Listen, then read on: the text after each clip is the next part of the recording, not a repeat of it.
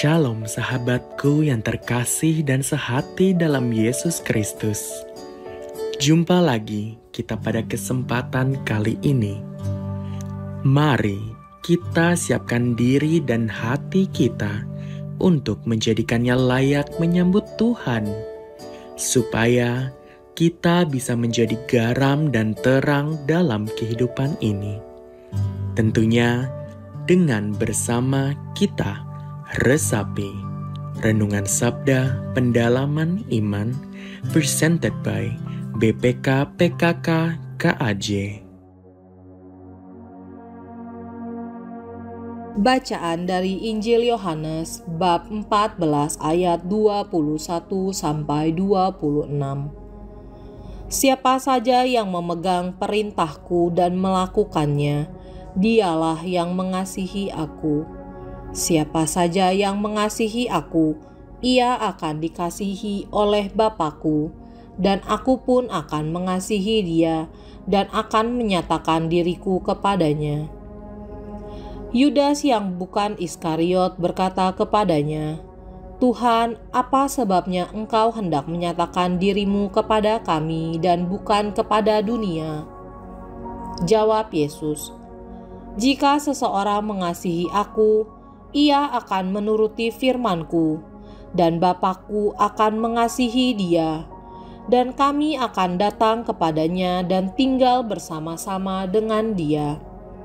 Siapa saja yang tidak mengasihi aku, ia tidak menuruti firman-Ku, dan firman yang kamu dengar itu bukanlah dari aku, melainkan dari Bapa yang mengutus aku. Semuanya itu kukatakan kepadamu selagi aku berada bersama-sama dengan kamu.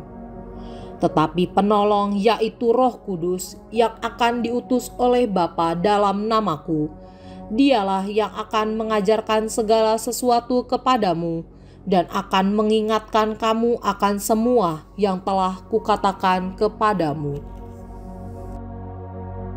Demikianlah Injil Tuhan. Shalom, salam damai Kristus buat kita semua. Bapak Ibu, saudara-saudari yang terkasih di dalam Kristus, coba kita bayangkan bila kita memiliki seorang anak dan anak ini sangat-sangat ekspresif. Dia sering sekali mengatakan I love you mommy, I love you daddy, setiap kali di dalam setiap kesempatan. Lalu pada saat kita mau pergi, misalnya saya mau pergi, kemudian anak ini sebut saja namanya Boy, dia karena tahu saya mau pergi, saya menitipkan sesuatu pekerjaan kepada dia, pekerjaan rumah. Boy, tolong nanti sampah di dapur dibawa keluar, diberesin. Dan si Boy menjawab dengan lantang, dengan suara yang mantap, pasti Daddy, I love you Daddy, take care ya, hati-hati, sampai ketemu lagi nanti. Gitu. Senang gak kira-kira? Bapak Ibu semua, kalau kita punya anak yang selalu ekspresif mengungkapkan kata-kata cintanya. Tetapi pada saat kemudian saya pulang ke rumah atau Bapak Ibu pulang ke rumah, ternyata apa yang dititipkan, apa yang diperintahkan tidak dikerjakan. Sampahnya tetap ada di dapur. Pas ditanya, oh iya aku lupa, nanti ya Daddy, sorry ya Daddy, I love you Daddy. Selalu banyak alasan tetapi ekspresif dengan kata-kata I love you. Kata-kata I love you, aku mencintaimu tidaklah cukup tanpa tindakan. Ada satu quote terkenal dari Santo Agustinus yang berkata, cinta adalah tindakan. Cinta bukan sekedar kata-kata. Kata-kata atau quote ini sepertinya tepat untuk menggambarkan keadaan tadi yang kita bayangkan. Seorang anak yang sering kali mengatakan I love you, atau mungkin kekasih mengatakan I love you tetapi tidak ada tindakan nyata. Firman Tuhan hari ini mengajarkan kita bahwa kita punya pilihan. Setiap hari kita dihadapkan kepada pilihan untuk mengikuti keinginan-keinginan kita atau untuk menaati perintah-perintah Yesus. Meskipun kita dihadapkan kepada pilihan-pilihan, tetapi mengasihi Yesus dan melakukan perintahnya bukanlah satu pilihan lagi, tetapi merupakan satu perintah yang mutlak untuk dilakukan. Seringkali kita juga menyanyikan pujian, "Ku mau cinta Yesus selamanya. Ku mau cinta Yesus selamanya." Kayaknya mudah menyanyikan itu. Tetapi begitu kita diminta salah satu perintah Tuhan, misalnya mengampuni. Apakah gampang kita untuk melakukan perintahnya? Firman Tuhan di dalam Yohanes 14 ayat 23 dan 24 yang kita baca hari ini dengan jelas mengatakan, "Jika seorang mengasihi aku, ia akan menuruti firman-Ku, dan Bapa-Ku akan mengasihi dia, dan kami akan datang kepadanya dan tinggal bersama-sama dengan dia." Lalu ayat yang ke-24 dikatakan, "Siapa saja yang tidak mengasihi aku, ia tidak menuruti perintahku." Bapak Ibu yang terkasih, mengatakan aku mencintai Tuhan adalah sangat mudah jika dilakukan hanya di dalam kata-kata saja. Tetapi bagaimana kita mencintai Tuhan juga dengan tindakan kita. Peristiwa Jumat Agung yang kita peringati mengingatkan kita bahwa Yesus membuktikan bahwa ia mengasihi Bapa dan bersikap taat kepada kehendak Bapa, walaupun ia tahu ia akan mengalami sesuatu yang menyakitkan, ia akan mengalami sesuatu penderitaan yang sangat-sangat berat.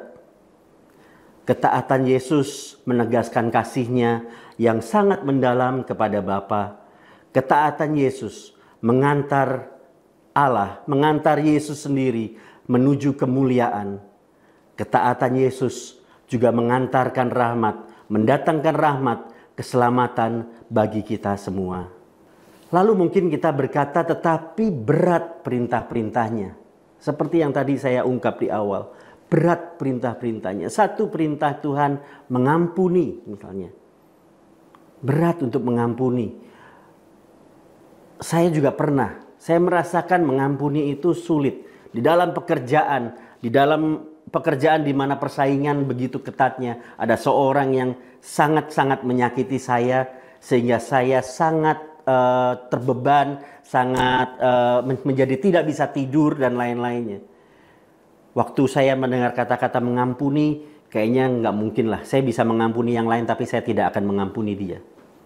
Tetapi puji Tuhan, saya diingatkan, Roh Kudus mengingatkan saya melalui firman Tuhan yang ditulis dalam 1 Yohanes 5 ayat 3. Inilah kasih kepada Allah, yaitu apabila kita menuruti perintah-perintahnya. Dan perintah-perintahnya itu tidak berat. Bapak Ibu yang terkasih, perintah-perintah Tuhan tidak berat bagi yang mengasihi Dia. Kita mungkin ingat bagaimana saat kita mungkin dulu berpacaran atau kita sedang kesengsem dengan seorang wanita. Apapun kita lakukan karena kita mencintai dia. Kalau dulu zaman saya masih telepon umum, jauh-jauh cari telepon umum koin malam-malam supaya sepi, walaupun digigit nyamuk, walaupun segala macam, hujan-hujanan ya, tetap nggak merasa berat karena saya mencintai seseorang yang ada di seberang telepon sana. Kita pun demikian, Allah Bapa pun demikian. Yesus membuktikan begitu dia mencintai Bapa, dia sangat taat dan walaupun berat dia menyerahkan nyawanya untuk menebus dosa kita. Saat ini kita juga diajak untuk kembali taat, mencintai tidak hanya sekedar dalam kata-kata. Semua perintahnya tidak berat, apalagi Tuhan sudah janjikan di dalam ayat yang ke-26, Roh penghibur yang akan diutus Tuhan itu sudah ada bersama-sama dengan kita. Dia akan menguatkan kita. Roh Kudus yang diberikan sebagai penolong terus-menerus akan mengajarkan dan mengingatkan kita tentang ajaran-ajaran Yesus. Ini menunjukkan bahwa kita tidaklah sendirian. Usaha kita, segala apapun yang kita lakukan, ada Roh Kudus bersama-sama dengan kita yang menguatkan, yang menghibur, yang membawa kita untuk dapat melakukan perintah-perintah Tuhan. Bapak, Ibu, saudara-saudari yang terkasih, firman Tuhan yang kita baca hari ini dan kita renungkan mengajarkan bahwa pilihan untuk mentaati adalah bukti cinta kita kepadanya dan membuka jalan Allah untuk bekerja dan berdiam di dalam hidup kita.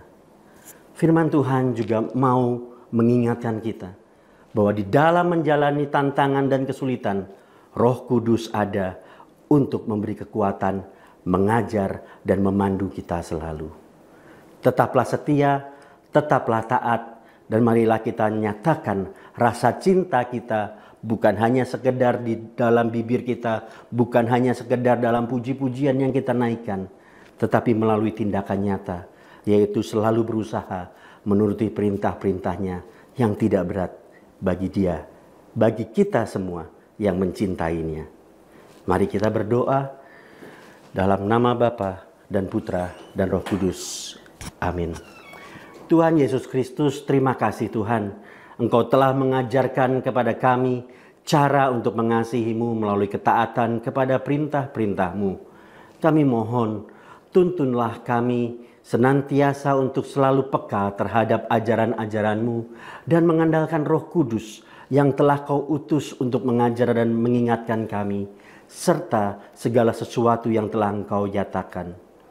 Bantulah kami ya Bapa untuk menghargai dan mensyukuri karya penyelamatan-Mu di dalam hidup kami.